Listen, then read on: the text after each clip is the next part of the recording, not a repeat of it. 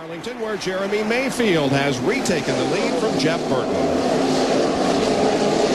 And he didn't have to fight too hard for it, Bob. He came up on Jeff Burton. Let's see if Jeff slips or whatnot.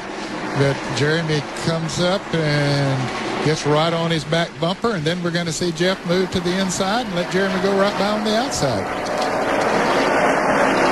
He looked up in the mirror and all he could see was a windshield. He said, well, I guess he's close enough. I should just not worry too much about this. And then an almost crash involving Ward Burton, Dale Jarrett, and Jeff Gordon. Wow. I didn't think there was room for two cars side by side down there, and there they went three.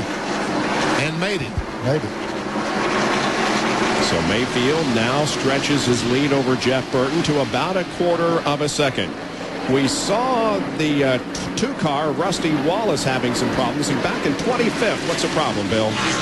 Well, the frustration continues. Rusty just told Robin Pemberton he's loose getting in and super tight getting off. Remember, this is the same car that frustrated them a week ago. But to show you how good of a race car it is, it's the car Rusty won with at Phoenix last year and finished third at Rockingham last fall. So it's just right now, it's baffling them. They've got a long time to work on it. Bill, I talked to Robin Pemberton this morning down there for a little bit. He said that he's concerned they really haven't adapted to these new rule changes the way that they probably should. I'm talking about the spoiler changes. The bigger rear spoiler and dropping that front air dam down closer to the ground. They're really struggling with that, Bill.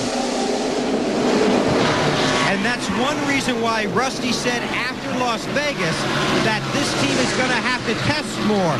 Basically because they are trying to find the handle on race cars. They were thinking about testing at Michigan. They were thinking about testing at California. They're going to both those tracks to test to try and solve what for them has become a bit of an aerodynamic mystery, Benny. Sure has. And Jerry, the 99 a while ago, just seemed to back out and let Jeremy retake the lead. Bob, remember earlier today we talked to Jeff Burton and said, you know, I've led the most laps here. How many times? How many times have I won? Zilch. Well, today he's trying a different strategy. 3 words on why he backed out and let the 12 car go back by. Saving the tires. Here is Bobby Hamilton with the 43 of Andretti and the 22 of Ward Burton. That is 7th, 8th, and 9th. And Ward Burton was 7th, and in one straightaway he goes back to 9th. Jeff Gordon has really picked the pace up here in the last several laps. He is the fastest car on the racetrack right now. There is Jeff Gordon. He's up to 5th. He ran back in 8th for a while after the restart and then has once again began his move back up toward the front, up to 5th, but about 3.2 seconds behind the leader, Jeremy Mayfield.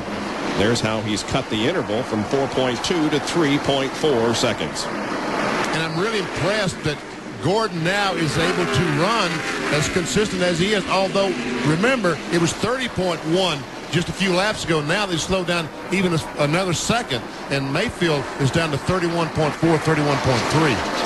I tell you, you got to really admire him for the patience that he had there at the beginning. He was leading the race, but he didn't want to drive that car too hard on those first few laps and heat them up too much and let that air pressure build up too much.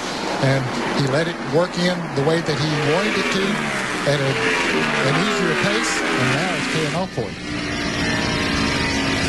We're on board with Tony Stewart now, who's in 4th position. We're looking back on Jeff Gordon, and as you indicated, Benny, Tony Stewart has had a very impressive beginning to his NASCAR Winston Cup career.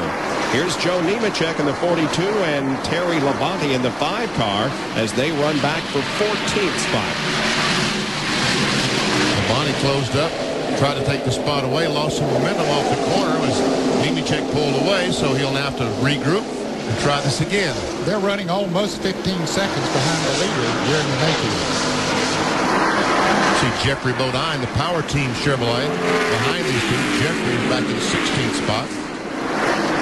Now, had everything gone right, we would be done by now, and you would be about to enjoy something else on ESPN. However, for those of you now tuning in for Racing to the Kentucky Derby, the Gotham Stakes, we invite you to tune over to ESPN2. That's where you can see this program. We're going to stay here live on ESPN, but for the National Car Rental Racing to the Kentucky Derby Gotham Stakes, please turn over to ESPN2 right now, and you'll see that event. And once again, the race between Nemechek and Labonte continues. Boy, Terry Labonte is able to get a great run in the middle of the corner, but Nemechek gets that run off the corner. But now Labonte has that position. He will take the spot away going in the corner. If he doesn't slide up and Nemechek able to come back under, which that does not happen, so he does keep the position. They lost about almost a second to the leaders while they were battling back and forth. Now they're almost 16 seconds behind the leaders. There's Jeffrey Bodine now coming up to challenge Nemechek, and Ernie Irvan is also in position to make a battle out of this. Ooh, Ernie moving up quickly.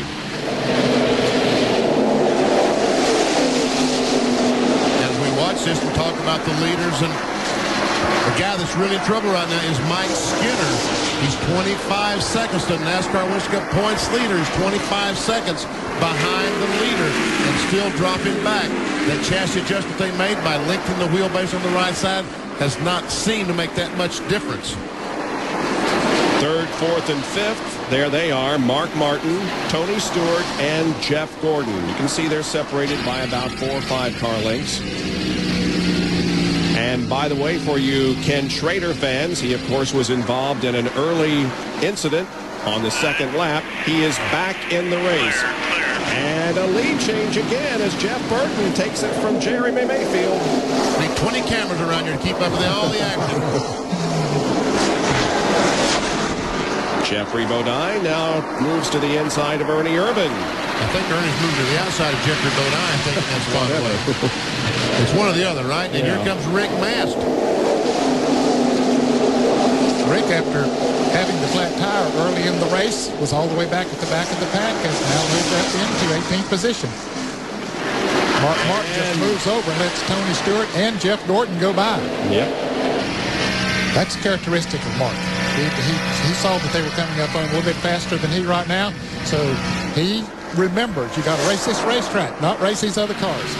And once again, Jeffrey Bodine on the inside of Nemechek. Now these guys are not thinking about that racing the racetrack. They're thinking about racing each other, and they're doing it. Certainly the fans love it. Steve Park, as we see Elliott Sadler, the Sitco car, going a lap down, back in 38th spot. Jeff Burton goes by, Jeremy Mayfield goes by, and then these two cars look like they're dead solid even. I'm talking about the 99 and 12. They're very, very close. If neither has been able to get away from the other, if the one makes just a little bit of a slip and the other one gets a run on him, he passes him up, makes a lead change. So, yes, they look to be very, very evenly matched.